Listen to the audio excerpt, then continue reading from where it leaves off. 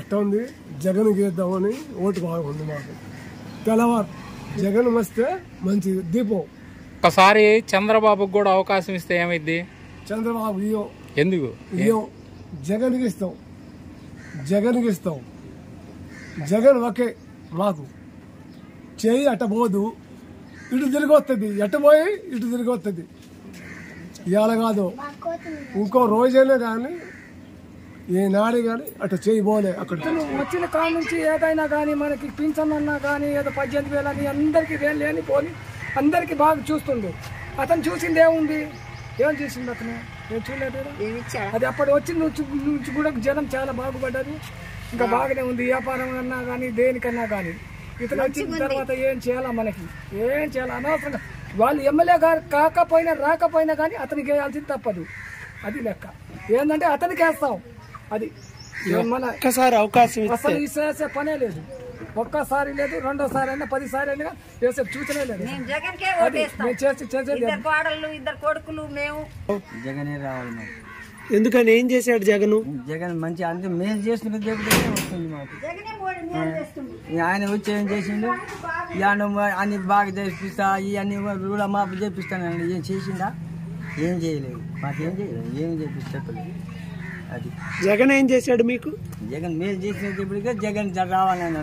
మా ఇంట్లో అన్ని పథకాలు బాగానే ఉన్నాయండి.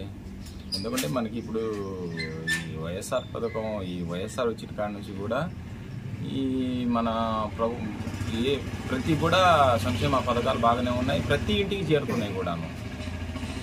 మనకి ఏది ఫస్ట్ మనం ఈ అమ్మఒడి కాడ నుంచి చూసుకుంటే కూడా ప్రతి ఒక్కటి బాగానే ఉన్నాయి. ఇప్పుడు మా అమ్మ గారికి ఇంట్లో వచ్చి కూడా పెన్షన్ ఇస్తున్నారు. అంతకుముందు పెన్షన్ తీసుకోవాలంటే చాలా అసలు మామూలు కష్టాలు కాబట్టి ఆడికి పోయి తీసుకోవాలంటే కనీసం ఇంట్లో నుంచి మా అమ్మ కొద్దిగా నడవలేకపోతుంది. అలాంటిది ఇప్పుడు ఇంటికాడికి వచ్చి ఫస్ట్ తారీఖు వచ్చి ఇంటి దగ్గర తలుపు తట్టి కూడా వచ్చి ఇచ్చిపోతున్నారు అనమాట. ప్రతి ఒక్క పథకాలు కూడా బాగున్నాయి మన జగన్. ఇప్పుడు మనం ఏంటంటే ఇప్పుడు ఉన్న ఏదైనా కూడా అంత ముందు కూడా మనం బ్రహ్మారెడ్డి గారిని ఎప్పుడు చూడలేదు మనం.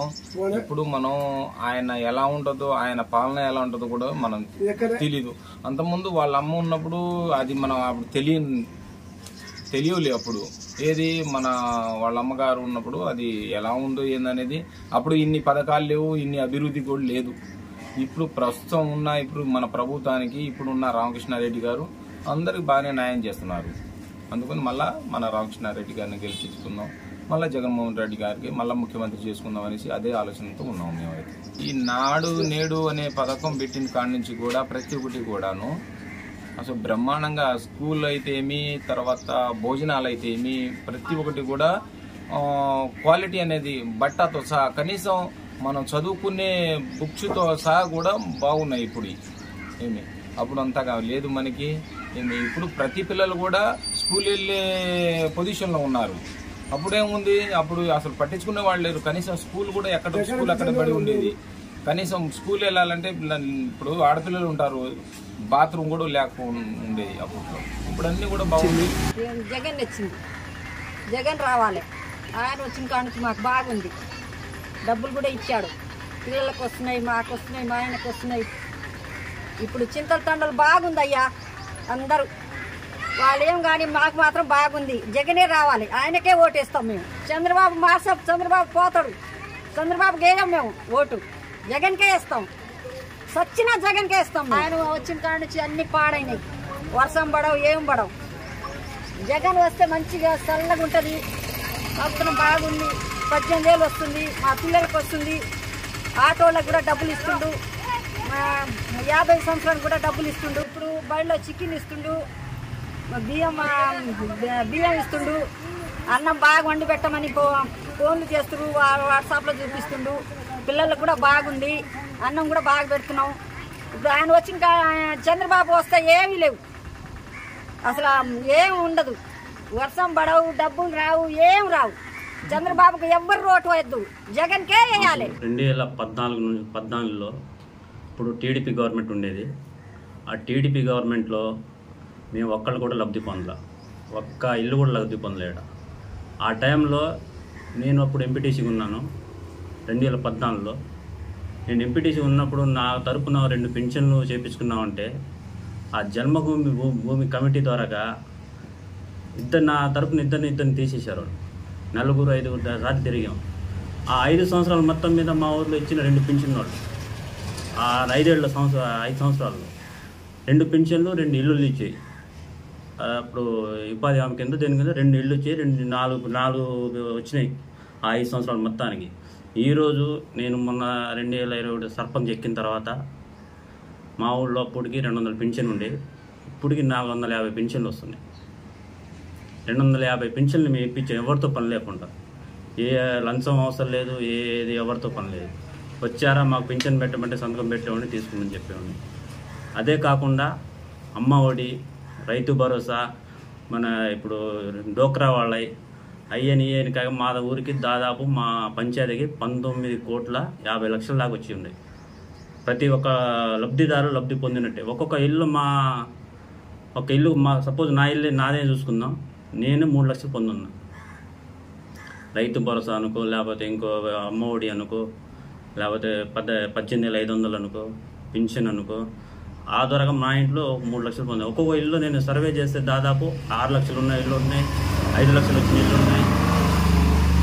ఈ 19 నుంచి 24 వరకు మా ఊరు చాలా మార్పు వచ్చింది. జగన్మోహన్ రెడ్డి గవర్నమెంట్ ఎక్కినాక, రాజశేఖర రెడ్డి గవర్నమెంట్ ఉన్నప్పుడు లిఫ్ట్ ఇరిగేషన్ ఒకటి వచ్చింది. ఆ తర్వాత జగన్మోహన్ రెడ్డి మొన్న లిఫ్ట్ ఇరిగేషన్ ఓపెన్ అయిన తర్వాత అంతకుముందు 2014 మా వాళ్ళు మొత్తం వలసకి వెళ్ళేవాళ్ళు, నీళ్లు ఉండేవి కావు. ఇప్పుడు లిఫ్ట్ ద్వారాగా మా వాళ్ళు ఇప్పటికీ ఒక 5 క్వింటాల దాకా మిర్చి పండిస్తున్నారు, పత్తి పండిస్తున్నారు. అంతా రైతులు హ్యాపీగా ఉన్నారు, బాగున్నారు. మళ్ళీ జగన్మోహన్ రెడ్డి గవర్నమెంట్ కావాలా. మా పిన్నిలి రామకృష్ణారెడ్డి గారు ఆయన ఆధ్వర్యంలో ఒక 85 లక్షలు సీసీ రోడ్లు వేయించాం, డ్రైనేజీస్ తీపిచ్చాం, బోర్లు వేయించాం. మొన్న జలకళ బోర్లు కూడా వచ్చినాయి మాకు 70 బోర్లు దాకా. మా పిన్ని రామకృష్ణారెడ్డి మాట ఇచ్చున్నాడు, తప్పగా చేపిస్తాడు. నిన్న రీసెంట్గా రిజిస్ట్రేషన్ డీకే పట్టాలు, మాకు డీకే పట్టాలు 2.5 ఎకరాలు చేయించాం. నిన్న 2.5 ఎకరాలు మొత్తం మేము పంపించారు. రామకృష్ణారెడ్డి గారిన మొత్తం చేయమని చెప్పారు. మొత్తానికి వాళ్ళు మన లేకుండా అందరికీ పెట్టాం. 2.5 ఎకరాలు సర్వే చేయించాం. అంత రికార్డ్ అంతా పోయింది, అది కూడా వస్తుంది, అది కూడా ఇప్పిస్తున్నాడు. మాకు చాలా హ్యాపీగా ఉందండి.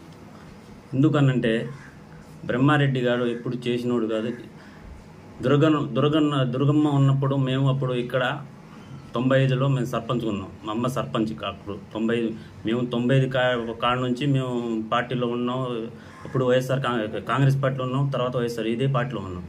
అప్పుడు మా అమ్మ 95లో మా అమ్మ సర్పంచ్ ఉండేది. అప్పుడు కూడా ఆ 5 సంవత్సరాలు కూడా డెవలపింగ్ లేదు, అప్పుడు చేసింది ఏమి లేదు వాడు. ఇప్పుడు బ్రహ్మారెడ్డి ఏదో చేస్తా అంటుండేదో, చేసేది ఉండదు, అది చెప్పేది ఉండదు, చేసింది అంతా అంతంత మాత్రమే ఉండదు. ఎక్కడ రౌడీ రాజకీయం వచ్చే రాజకీయం అండి. ఇప్పుడు మా ఊర్లో ఉంది, మా ఊర్లో ఇప్పుడు మేము అందరు పింఛన్లు ఇప్పించాం, అందరు 10 పథకాలు చూపించాము. వాళ్ళు మేము రౌడీ రాజకీయం ఉంటే వాళ్ళకి ఇప్పుడు దాకా ఒక పథకం వచ్చేవాళ్ళు చేయవచ్చు మేము, లేదని మేము అలా చేయలేదు. మేము రౌడీ రాజకీయం చేసేవాళ్ళం. ఆ బ్రహ్మారెడ్డి రౌడీ రాజకీయం చేసేవాళ్ళు అతను తెలుసు, మాకు తెలియదు. అది మా పార్టీ కానీ మా ఎమ్మెల్యే గారికి తెలియదు.